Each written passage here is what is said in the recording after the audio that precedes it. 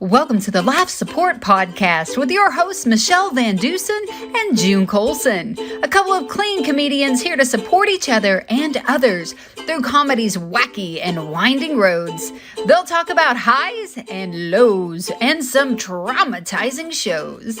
So get ready, get set, let's go!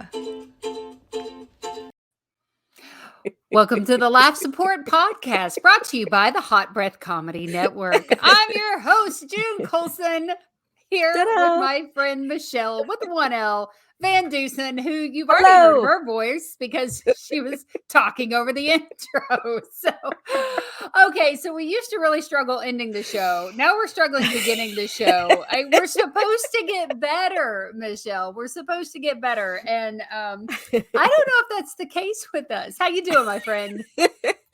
I'm doing well, except apparently technology hates me today. Yeah. I've had mic issues, I've had camera issues, and now I'm having like, how do I start this? Oh wait, it started and we're not recording, so it's just it's all right. It's all good. I believe that if we're close to, almost 30 episodes at this point, and if we have listeners who've listened to even more than one of our episodes, they've kind of learned to lower their expectations. I mean, if they're here, if they're still with us, then I think that they know what they're getting. They know what they're getting. But today, Michele VanDusen on the show, it's just us. We're going to chit chat for a little bit, and I'm excited about doing that. We love to have guests, we do, but sometimes, you just want to chop it up with your best friends, But That's I have to tell you too. So we were talking about subjects. What do we want to talk about in comedy? And Michele, you suggested what? What are we going to talk about today? Today, I think that we should talk about how do you read a room? How do you Yes. read the room when you go to a comedy show or a church or even because Thanksgiving is coming up, Christmas is coming up. How do you read the room? Yes, and I'll tell you, you know a pro from an amateur for sure when it comes to reading the room. And I will tell you that I was with a real amateur, and I'm going to make sure that she listens to this episode. I'm okay? sorry. Oh, wait. No, not you, Michele. You're as pro as pros get. But no, I was with my sister at an interesting venue. It was a funeral, and that right there. Interesting venue. It was a funeral. yes, That's it was so a funny. funeral. And like I get really awkward at funerals. I do. I get like I don't know. I'm not a really tearful person. I'm somebody who different people You're process stoic. death in different ways. What's stoic? Describe, what does that mean? That means you don't show emotion. Oh, that's not You true. keep it together. Like in certain Okay. situations, you will keep it together.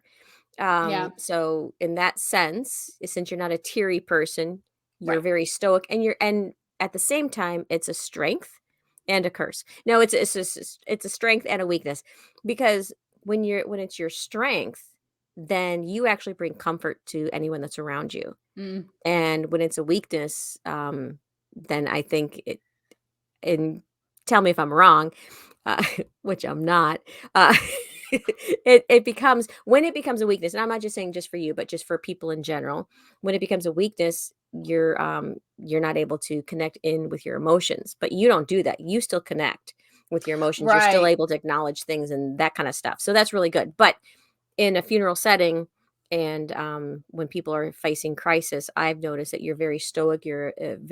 You're a strength to those that are Mm. around you. Well, that's what I think I try to be that, but I don't necessarily. I don't want to say I try. I guess let me take that back. I'm You not just like are. going into the situation going, I need to be the strength and the rock for the family, but it is something that I feel like loss and grief and things like that. I almost process it privately, or I have my own like Mhm. weird moments. I mean, I'm talking dear friends of mine, but a lot of times it does feel like I can't break down. If I break down, other people will. But we're not going into the Mhm. psychology of the situation. We're going into the fact that okay, I That a wi also get a little goofy. I get a little awkward in uncomfortable situations, because I think a lot of comedians do that. We just get a little weird. We get a little awkward. My family is very much like that. And Mhm. my cousin, her aunt passed away, or not her aunt, but her grandmother passed away. And Mm. her grandma's name was Pat. And she Pat was, passed. Pat passed away. Yes, Pat. And so she wasn't my grandmother, but she was my cousin's grandma. Does that make Yeah. sense?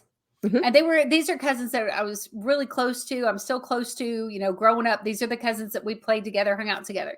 And their grandmother, when my brother, my sister, and I, when we all got married, uh, she actually made our wedding cakes. Ooh, I've talked nice. before, in my comedy, I talk about growing up in poverty. I didn't have any money. My sister didn't have any money. And basically we paid for our own weddings. And then my brother, fortunately, he's a boy and he married a girl whose family could, pay for their wedding. But Grandma Pat, actually, her gift to us was to make our cakes. Wow. She baked them in Indiana. She drove them all the way to Kentucky. And she That's a lot of roads to go over without yes, and then smashing a she cake. assembled the cake and decorated the cake once she got the actual baked cake to Kentucky. Oh, that's And smart. yeah, yeah, so that was her gift to us, but it was one of those where we weren't her grandchildren, but her grandchildren loved us, and her son, my uncle, loved us, and so she loved us too. And so when she passed away, my little brother called and said, "Hey, I really want to go to the funeral." And I said, "Yeah, I plan on going." So my brother, my sister, and I all got in the car together, and we drove to Indiana for Grandma Pat's funeral, which was the Aw. first time that we had all been in the car together. So we were thinking probably 25 years since just the Wow. three of us got in the car and drove, to Indiana. So it was really funny, the conversations we were having. Were you reliving Yes. childhood memories? "He's touching me. He's Yes, touching yes, me." yep. Yeah, yeah, if we were reliving childhood memories, we would have to have a car with one headlight. My dad would be driving with a six-pack of beer in the console. My mom, when we would hit Louisville, she would scream at us. She would turn down the radio. Shut up, kids. We're going through the big city. Everybody shut your mouth." And my dad would have a grip on the steering wheel, and it would be, and then my brother, he would sleep in the floorboard of the car, and me and my sister had our legs like up against each other, and Dewey was in the floorboard, which we had multiple cars throughout the years that had no, like, there were holes in the floorboard. You could see the Yes. wheels Yes. turning. When it snowed, the snow would flip up in us. We come right But up. yes, it would come up in the back seat. And so we Did were laughing, and we were reminiscing about all of these like crazy memories of driving, back and forth to Indiana. Wow. So yeah, so we're already kind of in that mode. We're laughing, we're having a good time, we're heading to this funeral. Mama Pat had a wonderful family. She lived a long and very blessed life. And so, we were sad for our cousins. We knew that she's in, that she has eternal life, and all of those things. And so they really wanted to make this like a celebration of life. Yeah. And but you got to have that stoic presence when you walk into the funeral home, right? You're supposed Yep. to anyway. But oh no, that amateur, my sister, who couldn't read the room. We get in line. My cousin Mike, he has twin daughters, and the girls, Kylie and Kennedy, come running up to me. They're adorable. They're full of like 10,000 questions, and to kids, I mean, it's a funeral home. They're not paying attention. They're just excited to see Junebug and Bobby Joe and Dewey, and they're talking and they're Did they chatting. knock over the casket? No, no, no, my cousin Oh, my cousin did, no, there's more than one story about my cousin Angel who has accidentally bumped into caskets, and I think she almost took the ride with my Aunt Cheryl. We'll talk about that on another episode. But so here's Kylie and Kennedy. They're twins. They're adorable. One of them is wearing blue glasses. And I mhm. say, "Oh my gosh, I have blue glasses too. They're in the car." And then the Kylie is like, "Oh, glasses aren't cool." And I'm like, "Yes, they are. The coolest kids." And we're having this conversation. Now, my sister and I are kind of rivals in these relationships anyway. So she's trying to make the girls like her and not like me. And I'm doing the same thing. We get almost to the casket, and Kennedy says, I I have one eye that's different than the other. Like one eye is different than the other. Hopefully my cousin Mike doesn't mind me giving out, their medical information. But so my Like sister Bobby, different colors or different no, shapes? like one prescription versus the other, right? So the Oh. eyes have different prescriptions. And I say, I'm the same way. And my sister Bobby's like, oh yeah, I'm the same way. Da, da, da, da, da. You're just trying to connect. She's just trying to connect with you, Kennedy. Her eyes, you know why her eye is like that, Kennedy? Her eyes like that. Mind you, at this point, we are almost to the body. We are one step away from hugging the family. And Bobby Oh. says, Bobby says to Kennedy, I'm sorry. You're like, we're almost to the body. We're one step away from hugging. I'm no, like, no, what? no, we weren't The hugging family Grandma that's Pat. by No. the body. Okay. We Whew. are one step away. And Bobby says, well, you know why June's eye is like that, Kennedy? And she's like, why? And Bobby said, because she's picked her nose so much in the one side that she poked herself in the eyeball. So Kennedy looks up at me and I just look straight at her and I go, it's true. And I went like that. And what I did, she, like, that little girl's eyes got big and she looked at her sister and they were both like, ooh. My sister Bobby loses it. She is hysterically laughing and we are right there with the family. And the girls are like, are you crying? Bobby Joe, are you crying? And I'm like, suck it up, Bobby. Suck it up. You better act like you're emotional. And I'm only telling this as no disrespect to my family. I'm only telling you this story because they are such funny people. They are so, even in that moment, even in like the saddest moment, my family is coping through tears and through laughter, right? And so if it was truly disrespectful that we were having this conversation with the girls, or I thought it was going to be offensive, I would never talk about it. But our subject, I say all of that. Our subject today is to read the room, okay? And I'm with Bobby Joe. I'm like, read the room. We're standing. Yeah, but you just jumped right in there with her. You didn't help her read the room at all. You were like, it was like Laurel and Hardy was happening. I know. Because if you're doing this, Yeah. you know that you were trying to get them to laugh. And then, oh my gosh, remind me never to go to a funeral with you. Oh, I'm sorry. I'm telling you, my family is probably funnier at funerals than any place else in the world. And I'll tell you, the funeral home did a fantastic job, but they accidentally messed up the song that they were supposed to be playing. Like it just kind of stopped in the middle of the song, the first song or whatever. And it got, that tension, it can cause you to giggle or cry, right? My family's the type who's going to giggle, but my cousin Angel, yeah, she's a snorter. She snorts. And so when the song messed up, you could hear the slow ripple of laughs. And then I heard my cousin one last and then it just yes, yeah. And then that was it. That was it. But yeah, so you're right though, because I can't handle myself. And and as a comedian, once somebody gets you started, your mind can't help but be going that direction too. So you're right. I should have had self-control, but I didn't because my sister didn't read the room, and I blame her for everything. If she got it together, she's the older one. She's supposed to be mature. But but yes. So that wasn't, we weren't reading the room, is what I'm saying. We weren't reading the room well. And as comedians, we got to do that, right, Michelle? We've got to read the room. We've got to read the room. So how do you do that though? How do you go into a comedy club or a church setting where you're doing your comedy, or even a corporate Corporate. event, Yeah. or a backyard these days, or a Zoom call? How do you read the room, and what happens if what you're reading you don't like? How do you turn the page on that? Right. Well, I think one thing when you say read the room, if you're visualizing it, you're already in the room, right? Yeah, I'm finding the exit sign. No. Yes. But realistically, if you can, don't wait till you get there to read the room. Research about where you're going. Who are you talking to? What's the population like in that community? What's kind of the social norms in the community you're going into? What's if you're going to a church, like one thing I remember early on hearing from Kay Smith, we had talked about that before. She's talking about, if as a female, if you're going to do a church, you might want to find out if the women in the church wear skirts or pants, because there's a lot of denominations, a lot of churches, and you don't Mhm. necessarily have to conduct your life all the time in that way. That might not be the way that you believe that you should dress to honor the Lord, but if who is, invited you into their home, basically, Mhm. if that's how they are, then you want to be respectful to the people who invited you into their environment. Corporations, yeah, corporate gigs.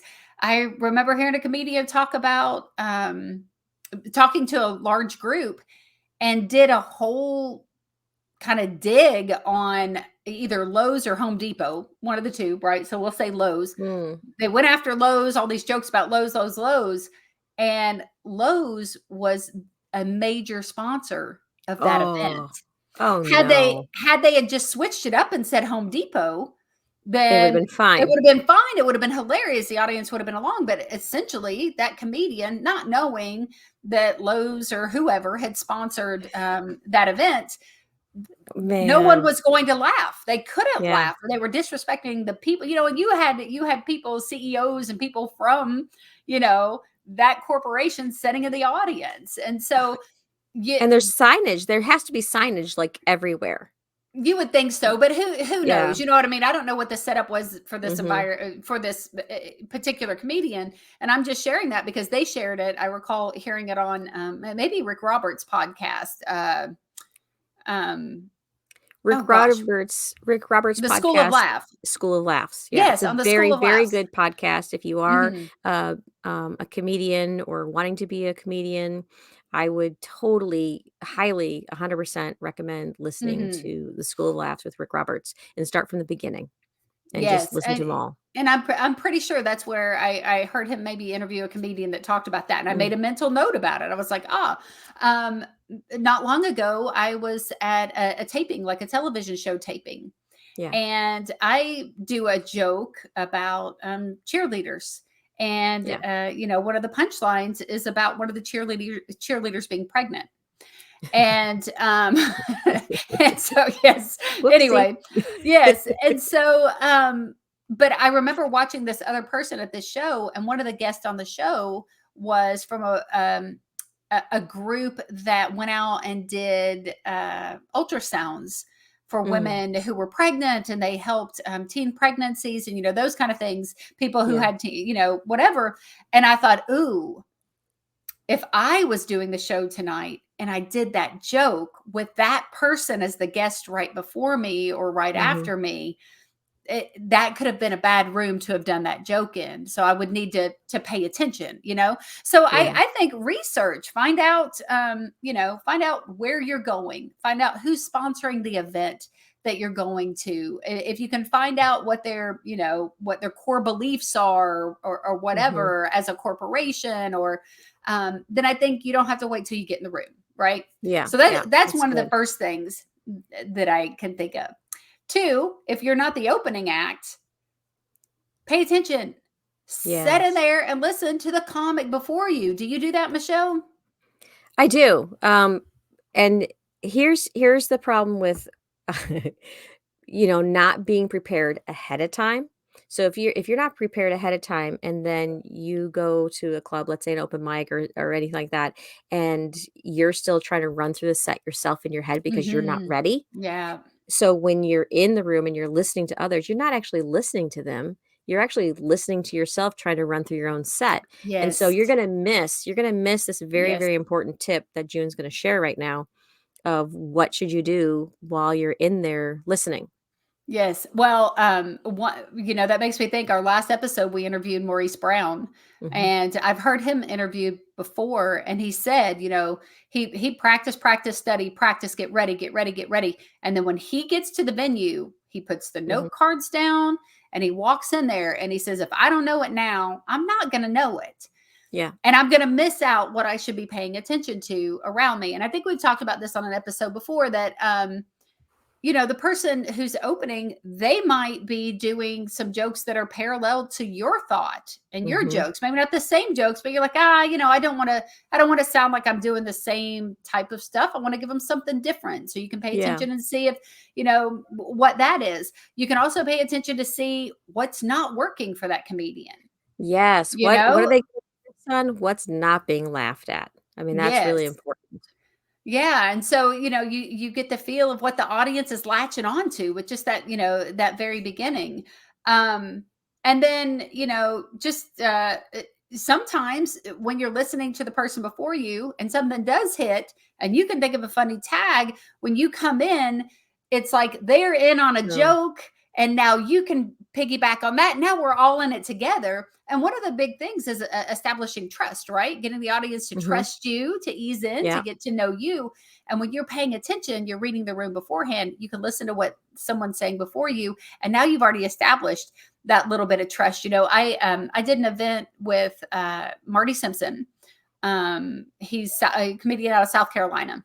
Mhm. And at the event, somebody before me, they did an amateur joke competition. And it was the people at their church. 5 people went up and they had 60 seconds to tell a story or a joke.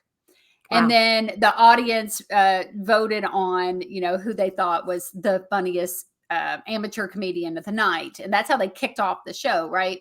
And so most of them just told like a funny story that they read or Googled or found.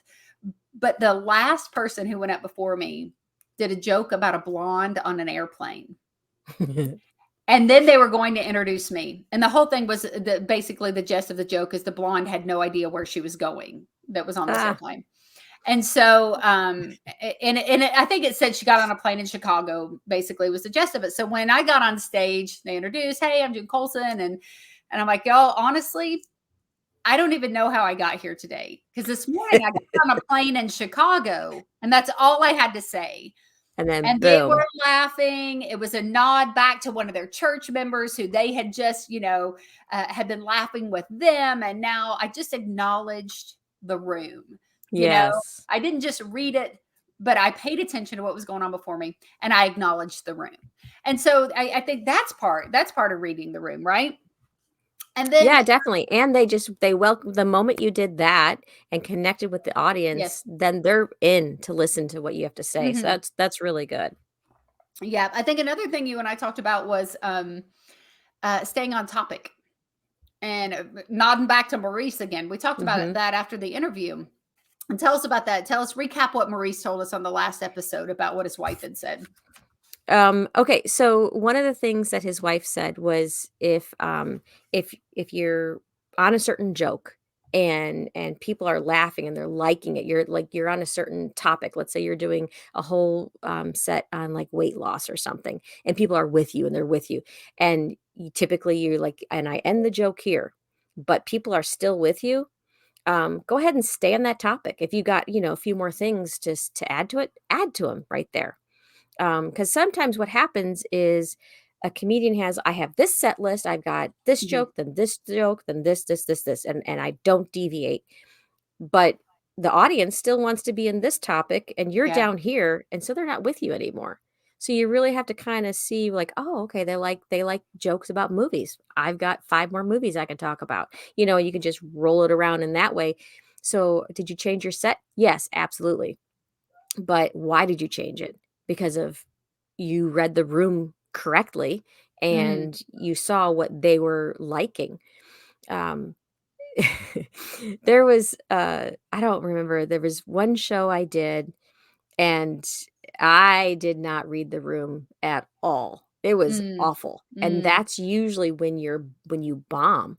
It's if you're Yeah. if you're on this, all these topics over here and the whole audience is over here, Yes. they're not gonna laugh at anything. They'll just be like, "Oh, that was a nice Hmm. try." Yeah. Um, like, "What time you've got what, 2 more minutes? Ugh, someone give her the light." Like that kind of a thing, because you're Yes. totally not anywhere near what they want to hear. So it's an interesting, reading the room is a difficult thing, especially like if the room is like 2nd grade level and you're still in kindergarten, you're not gonna connect. I'm sorry. Yes. Yeah. You're Yes. Yeah, just and not I gonna think, connect. well, there's a comedian, a lot of comedians now are, they're posting hecklers, uh, versus posting video of their material because a Yeah. heckler situation, that's a unique situation. You're not giving away your material. And Mhm. if it's a good back and forth, then that's really fun and it's in the moment and whatever. But I recently If it's good. one of our comedian friends posted, and he had said, "Well, that's about my time," and somebody in the audience went, "Woo!" Like, yeah, they didn't read the room, and that person they were cheering. But I thought it was funny that they still went with it. They were like, "This was a bad set, didn't read the room well." And I got heckled like by saying, I'm almost done. And they cheered. So that's never a good feeling, is it? Um, No, not at so all. so maybe that person, I don't know anything about their set, but maybe they did too many cheesy local jokes, right? Yeah. Michelle, Oh, yeah. oh my gosh. You don't want to harp and stay on the local jokes because if you're attending any kind of club and they have comedians coming in from all across the country Mhm. all the time, guess what they're going to do every single time? A local joke of some sort. Yes. And like, but before we get to what you're going to say about the one topic. We had one comedian come in and he was doing local jokes or trying to do local jokes to make a Yes. connection, Yeah. but he didn't realize you're doing like California local jokes versus Oklahoma local jokes. And Ah, so it was not it was not going well at yes. all.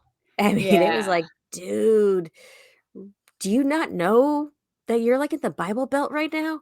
What are you Oh, doing? Like, it yeah. was just like, Yeah. "Are you kidding me?" And Yes. it was because it was a church event, or it was being held in a church. I shouldn't say it's a church event because Mhm. it wasn't, and, Right. it was just this is a very large church, so it could hold a lot of people, but it was way off topic, even though they're trying to do local jokes, it was the wrong group of locals. So, Yes. but tell us about the Home Depot one. Oh, yeah. Did I already told that, didn't I? Did I not? Maybe I No, I didn't. don't. No, I think you were telling me before. Anyway, tell us about the local. We should never talk before this. So if I haven't already said it, reading the room, Repeat. I really do think we already talked about this, Michelle. What is Did happening? we? I Deja don't. vu. Yes. So I I don't- think that's what we started with was that, yeah, because I said I heard it on Rick Roberts' podcast. And you said that Yeah. read the room, Michelle. We've already talked about this. I don't think so. I don't think we did. Yes, Okay, then we do the have. other one. Do the other What was the other one? Oh, okay. So, well, one of them there's airports. the airport. Yeah, I was Yeah. talking to a comedian who was doing dry bar, and the airport in Utah is extremely long, like Yes. really long. Like there's signs that say like your 2 more 30-minute miles. walk. It'll Oh. say like 30 minutes to the to your gate or whatever. I mean, it has mile markers in the airport. Like literally, you get off the plane and you walk a mile and a half They before hand you you get to trekking your poles as you luggage. get off. It's crazy. It's craziness. And so this comedian and I were talking about it because everybody's kind of warning each other, like, heads up, it's going to take you this amount of time to get from there to your Uber and, whatever. And that comedian had a horrible experience. And they said, in my mind, I was already writing material about this experience. I just had at their airport. And I realized, oh, everybody's had this experience at their airport. You know what I Mm, mean? And it's one thing when mhm. you do relatable topic. It's Yeah. another thing when you're just doing something they've all heard before. They could relate to the airport situation, but they've also probably already heard it from because in Utah they film the dry bar, and so used to they would have like or six comedians, whatever, in and out on a weekend, and so Yeah. eventually they're all saying the same thing. But there's another comedian just recently that I was hearing him talk about getting ready to go on stage and someone saying, whatever you do, don't talk about. And they gave him a subject Oh, you just to can't tell a warn him. comedian the last word that they're Yes. gonna remember. That's gonna be in their head. Oh Yes. my gosh, Yes. so what happened? But that comedian avoided that subject and ended up writing some material about it later on, but really that club owner was just giving him fair warning, was like, I know that this, like in the town I live in, it's Corvette City, right? There's the Mm, Corvette plant mhm. here. And if there was a prominent comedy club And there's That the would Corvette be Museum, and the museum had a sinkhole, and that was national news, Oh, and yeah, for a that's where long the time car f where the cars yeah. fell in the hole, Mhm, well, during that time, it would have been really easy for a comedian to come up, talk about the cars in the sinkhole. Funny for the mhm. first person, funny when the second person says it. But after a while, your local crowd is like, okay, Mm, enough already. We get it. It's Corvette. yeah, They fell in a hole. Let's move on. So, while it's good, I think it's good advice when you are driving around. If you notice something mhm, unique or you have a unique experience in their town, definitely bring it in. But also, read the room, be cautious. If it's yeah, a subject matter that every comedian who rolls into town notices and tries to yeah. do some observational bit on it, then enough already. You know what I Yeah. mean? Like, we've all heard it, enough already. Yeah. Now, the good thing though about noticing your environment and what's local, because if you have a joke in your set that you typically do, and you use the Piggly Wiggly, which used to be, a grocery store at a certain spot, or you Right. used to use like Kmart or things like that that don't exist anymore, or it's only local to your area. Like Hmm. you can still do your joke, but you're going to change in their local grocery store or Yes. their Yes. local Yep. mayor's name, or like, so you can change it up that way. So Yep. that's really important to know, where you are and your location, and some information about what's happening. And you also, when you're doing a corporate gig, not only do you want to do research of the group that you're doing, you're going Mhm. to do part of the research so you can write jokes that are specific towards them, but Yes. not the fact that, like you were saying with Dry Bar, everybody's been to that Yes. airport, so every Yeah. comedian's going to try to throw that in. Not unless you have an airport bit, so Right. toss that. But if you have, this is the first time you're doing something for, a certain group, then find out some research on them and see if you already have material that you can kind of work their name in, or Yes. work some of their information, like Yeah. if you could work it in through your set, then it's accepted much, uh Hmm. it's accepted better. And we've seen that like on the Hot Breath Comedy Network, even internationally, there'll be comedians that are in India or, Canada Mhm. or wherever. There's people from Russia and Australia. And Yeah. sometimes they're just picking the brain of other comedians going, okay, in our town, this is what we call the bar is a pub. What do you guys call it? And they'll want to kind of change up their language for the if they're going to Yeah. do a show in the states, they want to make sure that the people people can relate to what they're saying. And then the other thing about switching things up, as we talked about, if you know your audience, if you know the group that you're in, I was recently at an event where a comedian made a joke, and he basically said, CNN news. If I wanted to hear Oh, lies or something, I'd listen to CNN news. Well, he was in a room full of liberal people who love CNN news. That joke would yeah. have worked if he just changed it to Fox News. You know what I mean? Yeah. Mhm. And so he wasn't paying attention to the environment or the group of people that he was around. And I That's a say good that point. because I knew that we had been around the audience for a few days. You could kind of pick up on the vibe, right? And Mhm. so, and unless you just want to stick with your, like, if there's some seriously making a social statement with their comedy, then they're going to say what they want to say. But if you're just trying to make the audience laugh, pay attention to the Yeah. environment. Switch, you can switch it up. And like we said earlier, I promise we talked about it earlier. Change from Lowe's to Home Depot. You know what I mean? Change from Lowe's to Home Right? Depot. Change from Shell to BP or whatever the gas, Phillips 66. or Is that yeah, even out there anymore? I don't I know. don't know. Michelle, I The don't know. one with the dinosaur. What's the one with the dinosaur? Sinclair? Who knows? We That I can't think that's afford a gas anymore anyway. What are we talking about? Who's even talking about?